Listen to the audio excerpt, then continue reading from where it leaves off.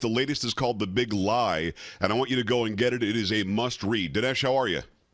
Hey, great to be on the show, Joe. Hey, first and foremost, we've got the hurricane that just came through. You've got a house in Houston. I've been on Houston radio for 10 or 11 years now.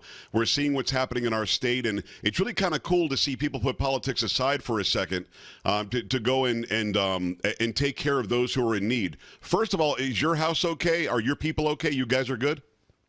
Yes, it's doing absolutely fine. I've always wanted to take my wife, Debbie, to Venice. We've never been, so to actually see Houston transformed into Venice, yeah.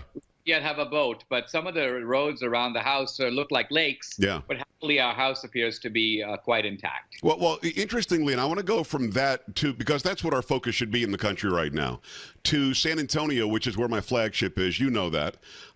In San Antonio, while this crisis is happening, 2.5 hours west or east or 2.5, 3 hours south, where our fellow Texans are in dire straits, and we should be using all of our resources and our prayers and our activities to go and help them.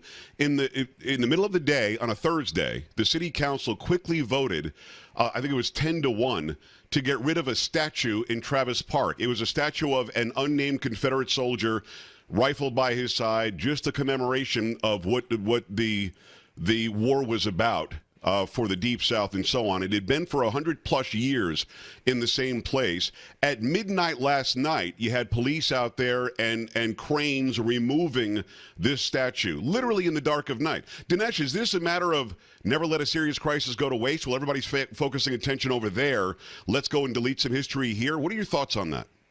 So, I think about this Confederate soldier. Most likely the guy was a poor rancher or a poor farmer.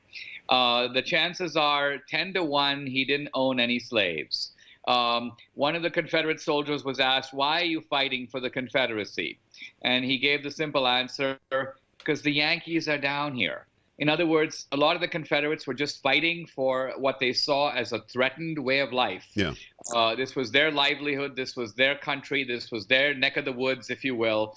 And so to demonize that guy, to me, is just ridiculous. It's shameful, it's disgraceful, and it's deceitful, because the Democrats, who actually promoted slavery, who actually were in league with the big cotton planters and the big tobacco planters and the big rice planters, the people who used this Confederate soldier to fortify the Democratic Party's hold on the South, this is the party that is now transferring historically the blame for what it did onto this poor dude who probably would never know what hit him.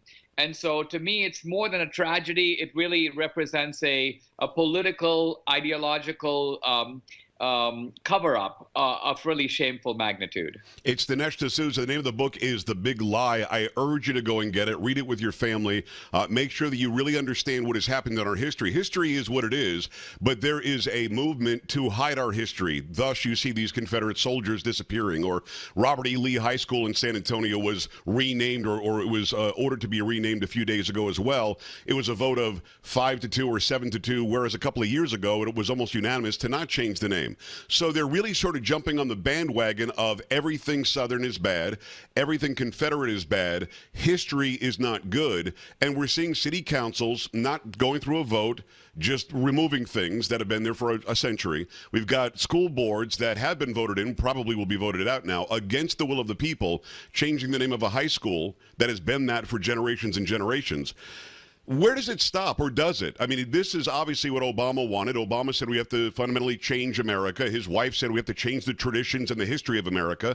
Is this sort of a byproduct of what they wanted, and does it stop, Dinesh, or do we just forget history? Well, the real irony is that the statues that they're taking down, that the Democrats and the left are taking down, are statues of Democrats. That's true. So, had these Democrats had they taken a little different stance and said, listen, we as a Democratic Party acknowledge that we did some horrible things in the past. We don't want to be that way in the future. We're going to acknowledge what we did. We were the party of slavery, of segregation, of Jim Crow, of the Ku Klux Klan, of racial terrorism. We tried to block the civil rights movement. We did all that. Yeah. But in acknowledgement of that, we now want to, in a sense, atone for it. And to atone for it, we're going to take down the statues of some Democrats and relocate them to museums, not to forget our history, but to actually remember better. They're not doing this. What they're doing is a very sly campaign to lift the weight of their own shoulders. Right. And it's a move that Freud would have recognized, to transfer the blame onto the South, onto the white man, onto America, even onto the Republican Party, which fought them all the way. It is Dinesh D'Souza, movie producer, best-selling author. The new book is called The Big Lie. Go and get it. You'll also love Hillary's America, The Secret History of the Democratic Party. Go and get that as well.